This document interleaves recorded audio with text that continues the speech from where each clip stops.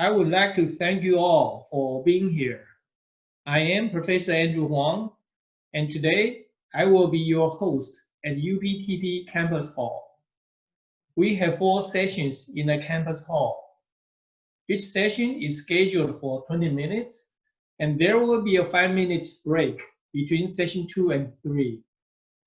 The engineering mathematics class will present in the first session, in which our students will show how they use the engineering mathematics knowledge to study the COVID-19 infection model of Asunción and Paraguay. Their result is presented in an online international symposium composed of students from 4 countries. The second session contains the outcome of the work-study class. Students will show how they make use of the quarantine time to improve their daily life. The third session is dedicated to the hand-on exercise of the making of essential oil soap from the learning by the chemistry lab class. And the last session is about using knowledge acquired in the surveying class and apply onto many landmark sites in Taiwan and Paraguay. Today, the university is proud to present some of these results. Buenos días, me gustaría agradecerles a todos por estar aquí. Soy el profesor Andrew Huang y hoy seré el anfitrión en el UPTP Campus Hall. Tenemos 4 sesiones en el Campus Hall. Cada sesión está programada para 20 minutos y habrá un receso de 5 minutos entre cada sesión. La clase de Ingeniería Matemática se presentará en la primera sesión en la que nuestros estudiantes muestran cómo usan el conocimiento de Ingeniería Matemática para estudiar el modelo de infección COVID-19 de Asunción y Paraguay. Este resultado se presentó en un simposio internacional online, el cual participaron estudiantes de 4 países. La segunda sesión. As we all know, the arrival of the COVID-19 has caused unprecedented change in our daily life at Paraguay.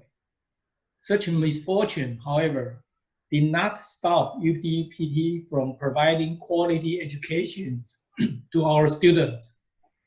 On the contrary, the university has responded to this challenge by moving the classroom from the ground to the cloud. Furthermore, we boldly reach out to students at other countries and conduct research in COVID-19 infection modeling of many countries. This allows us not only to apply the engineering mathematics knowledge acquired at the UPTP, but also to socialize with people in other research communities. Como todos sabemos, la llegada del COVID-19 ha causado un cambio sin precedentes en nuestra vida diaria en Paraguay. Sin embargo, tal adversidad no impidió que la UPTP brindara educación de calidad a nuestros estudiantes. Al contrario, la universidad ha respondido a este desafío moviendo el aula a las nubes. Además, contactamos con valentía con estudiantes de otros países y llevamos a cabo investigaciones para el modelado matemático de la infección de COVID-19 de muchos países. Esto nos permite no solo aplicar los conocimientos de ingeniería matemática adquiridos en la UPTP, sino también socializar con otras comunidades de investigación del mundo. Our UPTP engineering mathematics students, under the supervision of the TA Cesar Ayala and myself, will present their research results in the online engineering mathematics symposium that took place with students of 4 countries: Paraguay, Indonesia, Taiwan, and the United States of America. Let me introduce the TA, Cesar Ayala, and the outstanding students, Oliver Amalia, Ana Aquino, and Martin Lopez.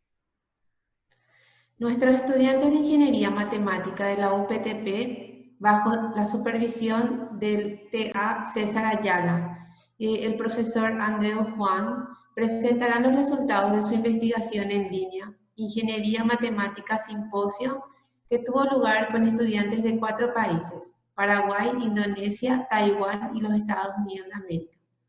Permítanme presentarles al TA César Ayala y a los sobresalientes estudiantes Oliver Amarilla, Ana Aquino y Martín López.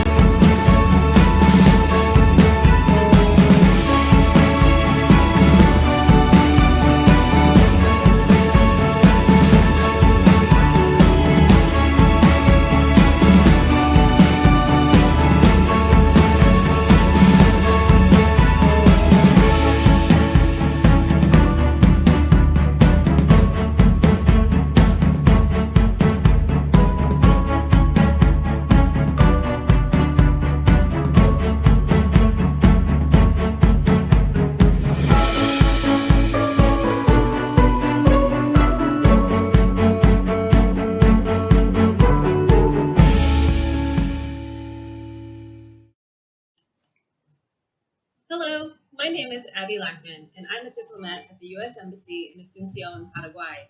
Congratulations on participating in this event today. Today, you will have the chance to meet and work with students and professors from other countries. From my own experience, I can tell you that when you work with people from other countries, you always learn something new.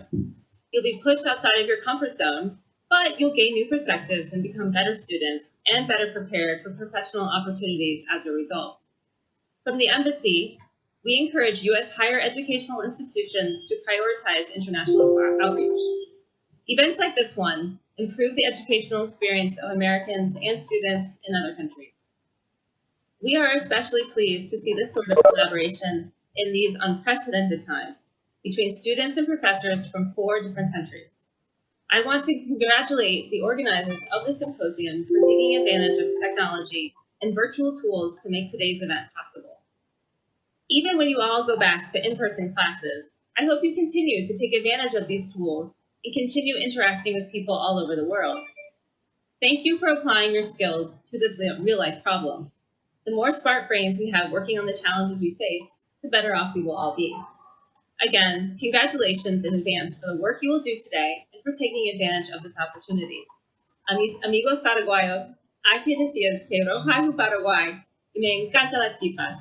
To all, stay healthy, wash your hands, and muy buena suerte hoy. Jayo, jayo. Dear students of Engineering Mathematics class at the Universidad Politécnica Taiwan, Paraguay, students from the Indonesia, students at Taiwan, and students from the United States of America. I am Yurin Chen from the Taiwan Embassy at Asunción, and I welcome you to the Engineering Mathematics Symposium prepared by Professor Andrew Huang from the National Taiwan University of Science and Technology.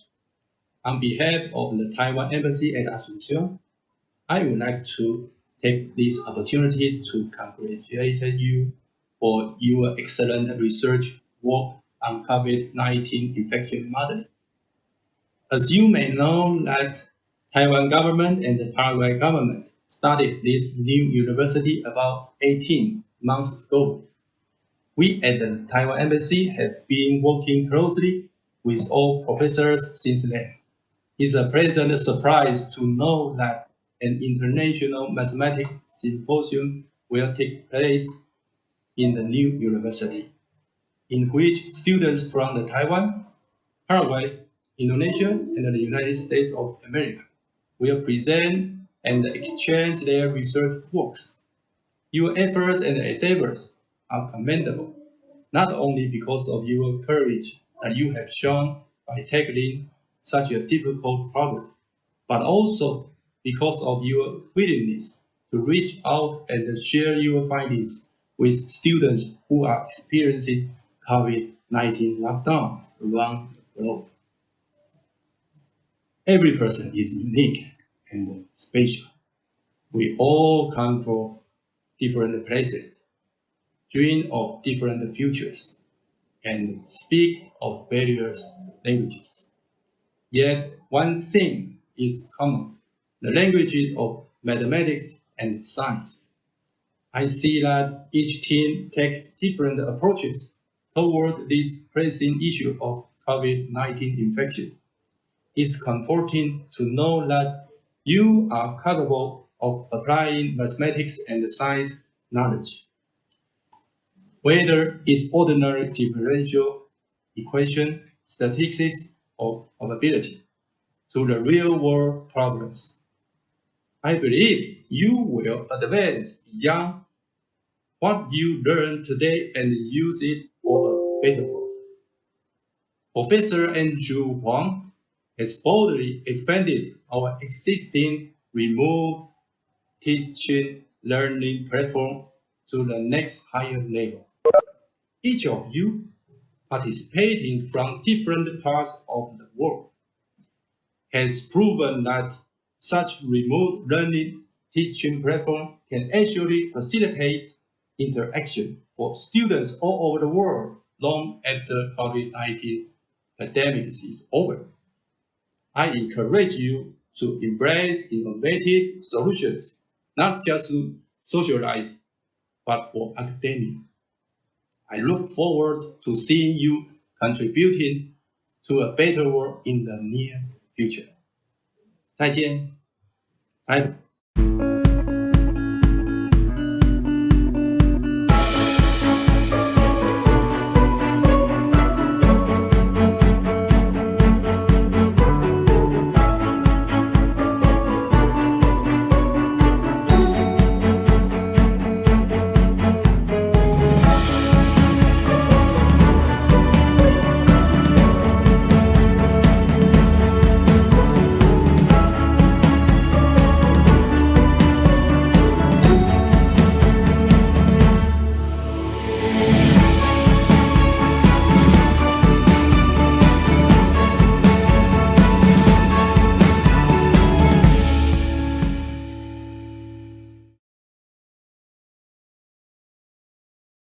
The spread of the disease itself, as you can see from the screen, there are a lot of diseases, and this disease is affecting some people, and we, us as human beings, we are the population at higher risk to get this disease. And when this disease becomes very contagious, and it will become the pandemic, and this also another word called the epidemic. The epidemic itself coming from two words, the epi and then the demic. So coming from the Greek word, the epi means the upon, and demos is actually demons, and demos means people. And the scientific study of this is called the epidemiology. This is talk about the SIRD. So S itself is susceptible, which is and then the I is the infected, R is the recovered, and we add another variable for the death or D. So susceptible is the people who are not.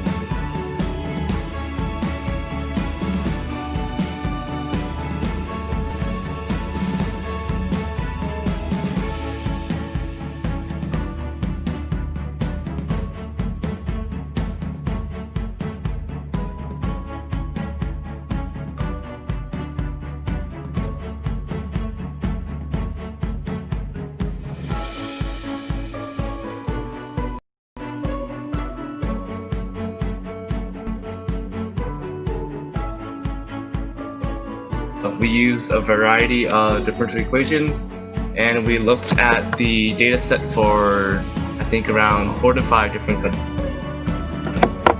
So the differential equations we used were first the simplest exponential growth model, where the rate of change of the population is proportional to some constant times the population.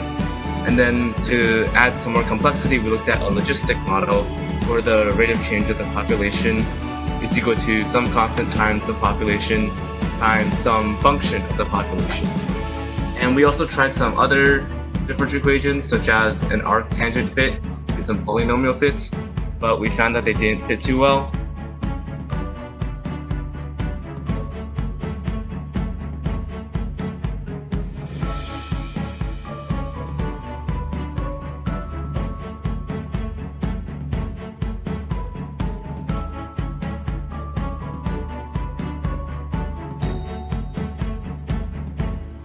So I took a little bit of a different approach. I used something called ARIMA modeling, which is a statistics-based model.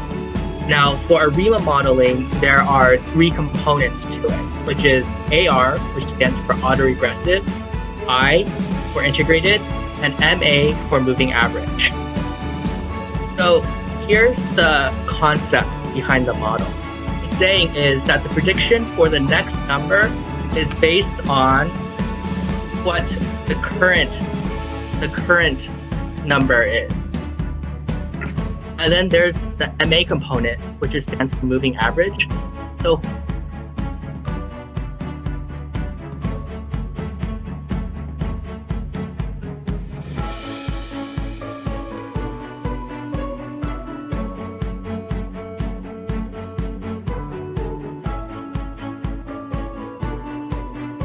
hello, we are the Paraguay team, and we want to share our modeling of COVID-19 in our country. I will briefly talk about each of the models we considered, and we'll start with the logistic one, which, in spite of being relatively simple, it does take into account that there are some limiting factors that slow down the rate of growth of the infected population. Our second model is the SIR model, which includes 3 different groups that are involved in the spreading of the virus. And these are the susceptible group, which are the people that are not infected. Then we have the infected group and the recovered group. Our third and last mathematical model is a slightly different version of the previous one. It's called the SEIR model because it now includes a 4th population, the exposed one, which are infected but do not show any symptoms. Anyway, they will also spread the virus. We started with the analysis of the available data in Paraguay. Then we selected our mathematical model and we tried to adjust it or calibrate it to fit the data properly. Next, in the validation process, we try to compare our conceptual model to the real system using error analysis. So I'm going to talk about the situation in Paraguay to do an exploratory data analysis to see which method fits the best, which model fits the best with the information we have. As you can see here in the first graph, which shows the infected people per day, there does not seem to be a pattern, so it would be difficult for a model to fit this curve. And on the other hand, the graph which shows the cumulative infected people over time, it does seem to be following a pattern, and it may be described by one of the mathematical models shown before. It means that the whole country may be affected by 2 independent trends. One for the local spread and the other for the imported cases. And the effects on the country of each of these may change over time. For example, the immigration or the situation of the countries bordering Paraguay affect the imported cases. And as you can see here, the cases in the capital city and surroundings look much more stable than for other graphs. And this makes it easier to find a model that will fit these curves. And it makes sense that the spread behavior in urban areas is independent from other zones, because the people who live there have different lifestyles, or the input of infected people from other countries is much lower than for example, cities that are at the borders of the country. What we do in calibration is basically trying to fit a model as much as we can to the data we have. This is how it looks like for the logistic model. This is for the whole country, and this is for capital and surroundings. Then we have for the SIR model, this is for the whole country and capital and surroundings. We can see that this model fits a little more better than the logistic model. And then we have the SEIR model. This model has the same principle as the SIR model, but it's a little more complex and requires more parameters. So we can see here that the result is practically the same. So this is why we are not going to analyze this model. We continue with the performance analysis. This is the validation result for the logistic model. What we do in validation is take all these points we don't use in calibration and feed it in here and trying to see if we can predict these values. And this is how it looks like for the logistic model. And then there's residual analysis for the logistic model. So these show us that the logistic model is going to have high error values for higher predictive values. And then we can see here the autocorrelation. It has a pattern. This just shows us that the error contains information from the days before, and that just means that the trend is not well explained. So what we can say for the logistic model is that it's not going to model COVID-19 in Paraguay very well, especially for predicting values, because it's going to have a big error. So now we are going to analyze the performance of the SIR model. In the validation results, we can see that the model actually describes quite well the general tendency of the observed data. Nevertheless, this model is not perfect either. When we analyze the residual, which is the error of the model, over time, for the SIR model, when trying to describe the whole country data, we actually see that the error tends to increase while time increases.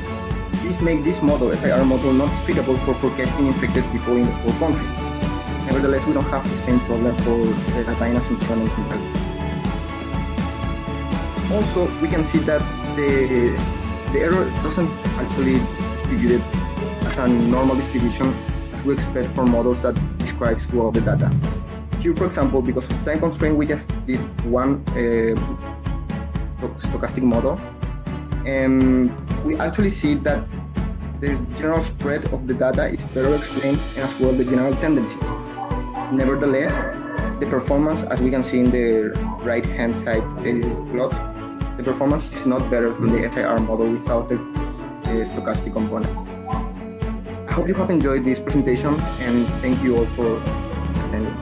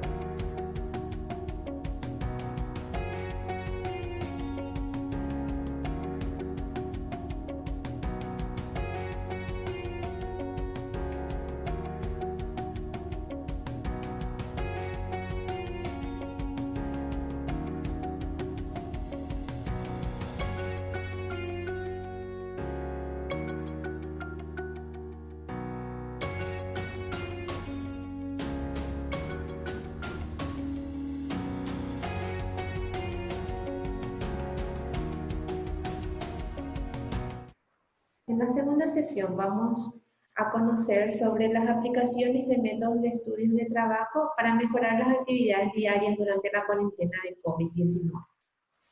Debido a la cuarentena de COVID-19, todos los estudiantes pasan considerablemente más tiempo en casa. Esto les permitió tener una visión más profunda de las actividades diarias de su familia y descubrieron que algunas actividades son ineficientes, inconvenientes o incluso inseguros. El proyecto pidió a los estudiantes que identificaran esas actividades y que apliquen herramientas, cuadros, diagramas y ecuaciones o principios aprendidos en el work study para mejorarlos. Este trabajo fue supervisionado por el profesor Chen Yenlin, bajo la supervisión también del TA César Ayala, y las alumnas Sofía Ramos y María José Barros. Good day, everyone. In this study, the production of beneficial essential oil soap to fight against the coronavirus is introduced. This study was supervised by me, Professor Chen, and Dr. Maria Espinola. Starting from the first outbreak in China, the COVID-19 infection has spread rapidly across the globe in just a couple of months. Right from the beginning, wash hands has become not only a slogan, but also a real action all over the world. However, patients suffered from hand dermatitis are getting more and more populated, especially if they wash hands with synthetic soaps frequently, which contain harmful artificial ingredients.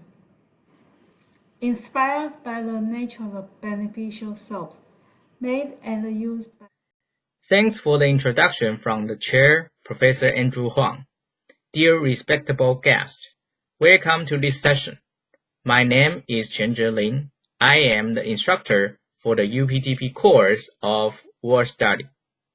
In this session, we have two distinguished students, Sofia Ramos and Maria Jose Barrios, who will present their outstanding project works in the World Study class. But before their presentation, I would like to spend a little bit time to introduce you the subject of World Study. For some of you may not be familiar with this subject or even unheard of it. The work study is human engineering with scientific methodologies, work design, and work measurement to improve productivity, quality, and user satisfaction in manufacturing and service systems. By human engineering, we mean the subject emphasizes on workers' need, while scientific approaches are adopted to improve their welfare and health. Scientific approaches include different charts, diagrams, and tables to collect, represent, and analyze data. Then, engineering techniques such as human factors, safety management, and quantitative planning or modeling are used. Good afternoon, Professor, TA, and classmates. My name is Sofia Ramos, and today I am going to present about online classes in shared room. Just before the pandemic started, my family and I moved to another house, where my sister and I had to share a room that was outside the house. The problem started when total quarantine due to COVID-19 was declared. Therefore, we started to have online classes, and the space in our new room was no longer enough for us to have classes there. And lighting was not very good also. So we began to use common area spaces for the family to have our classes, such as the dining room. This caused family conflicts to begin due to space, noise, among other factors. Therefore, one afternoon we got together and started looking for solutions to the problem we had. The goal of the project was to improve coexistence at home, helping family relationships to be no longer affected by the issue of online classes due to quarantine. The methodologies and principles we implemented included the fish diagram, Pareto analysis, 5S system, and flow diagram. The fish diagram consists of defining problems and their causes. We applied that after brainstorming. We collected all the possible problems we were having and categorized them according to their causes in 4 main groups: space, light, fatigue, and time.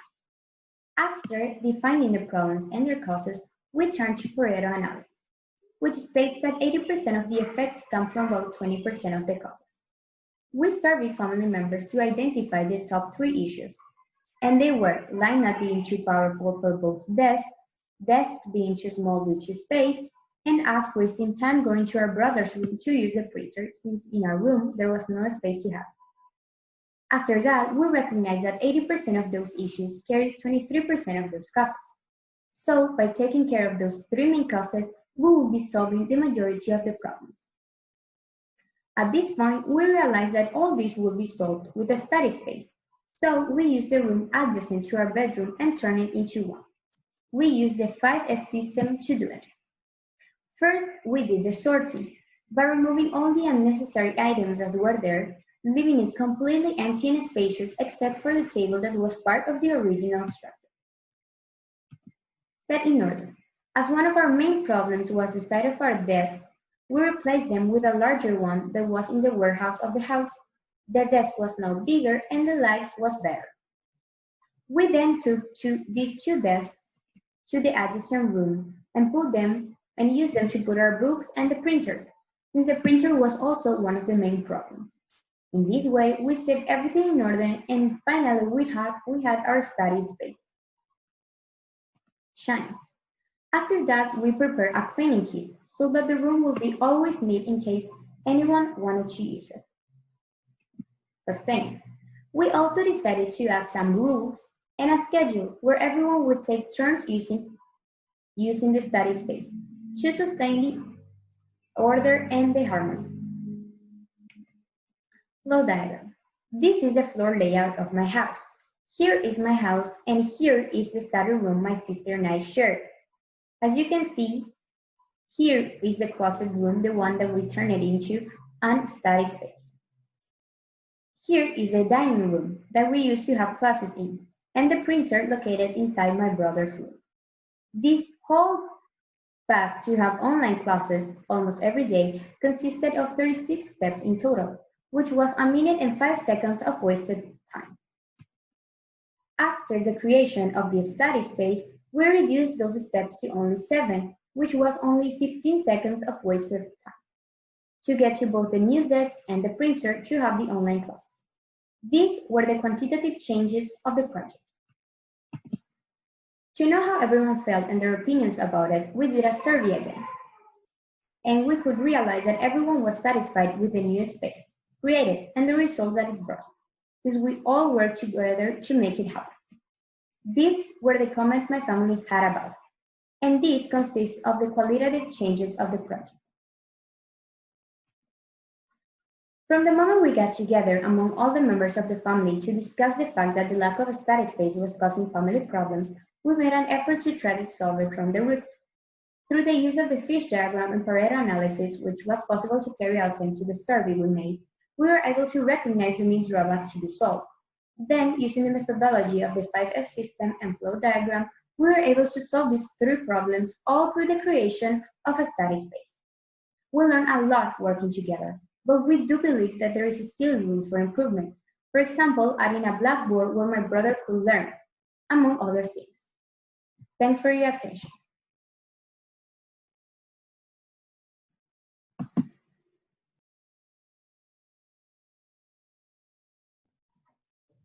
Good morning, I'm Maria Jose Barrios and I'm going to talk about the problem I chose for my work study project. I chose the space of my kitchen as my problem. I picked this problem because there are 8 people living in a house, my mother, my father, 8 brothers and my grandma. So, while my brothers and I were growing up, we realized that my kitchen was getting small for my family. We can't enter all at once because we starve each other or because not all appliances were fitting in the kitchen. The major goal of this project was to find an efficient and local solution to overcome the space problem in the kitchen so that the solution found can be used.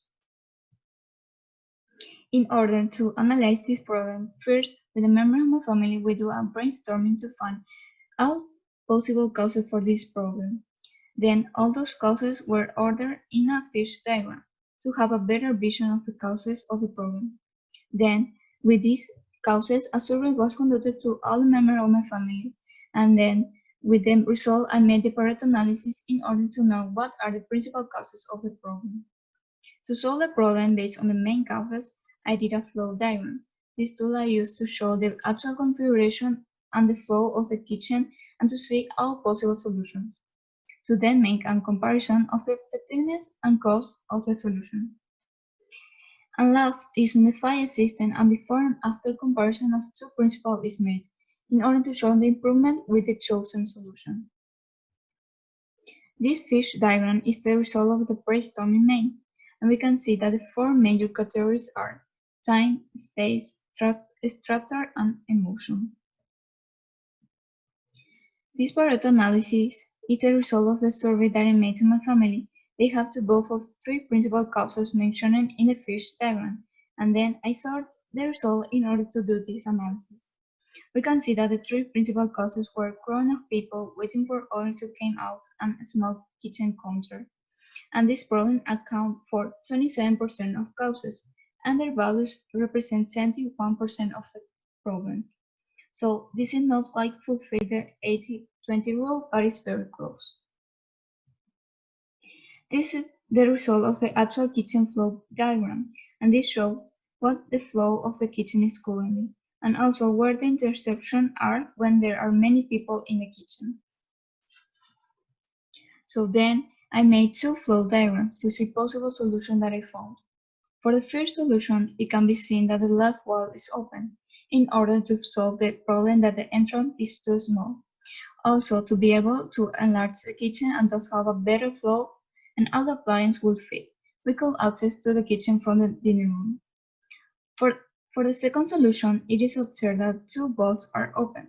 With this solution, the kitchen will no longer have intersection, and thus the flow will be much better. The kitchen can be enlarged and can be accessed from the living room and dining room, so all the problems presented in the fish diagram will be reduced. In order to decide which is the best solution, I made the cost-effective analysis. I approximated problems reduction and the cost that each solution will have. We can say that solution 2 is more effective, but it's the most expensive. And solution 1 is less effective but cheaper. A survey was made to my family, and the most voted solution was solution 1, because it's the most cost-effective solution and could be done in a shorter period of time. Using the solution 1 as my efficient solution for the fire system, first I use sort.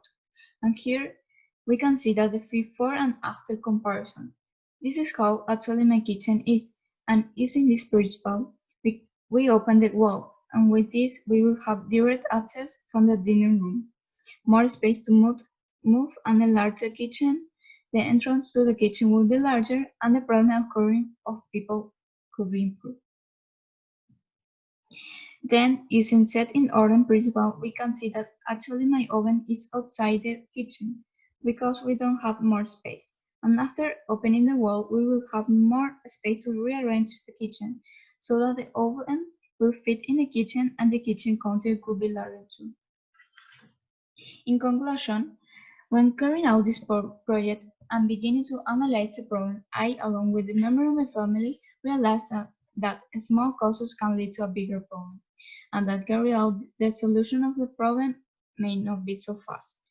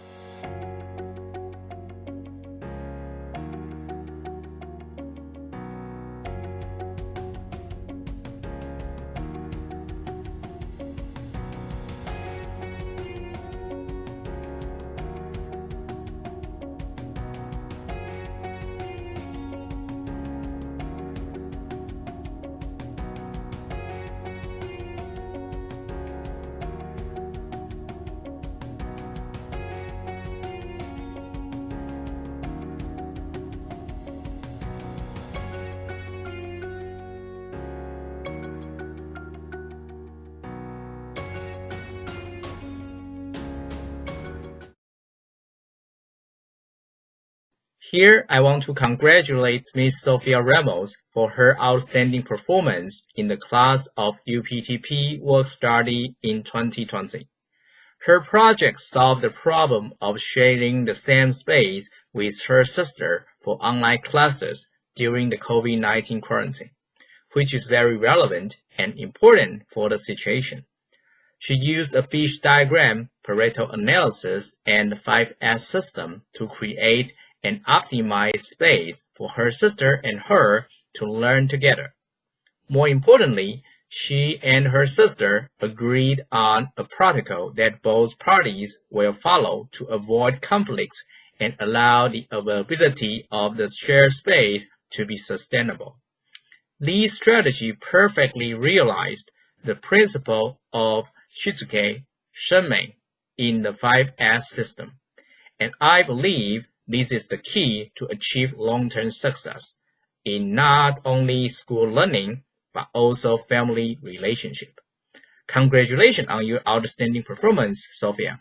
Keep the good work.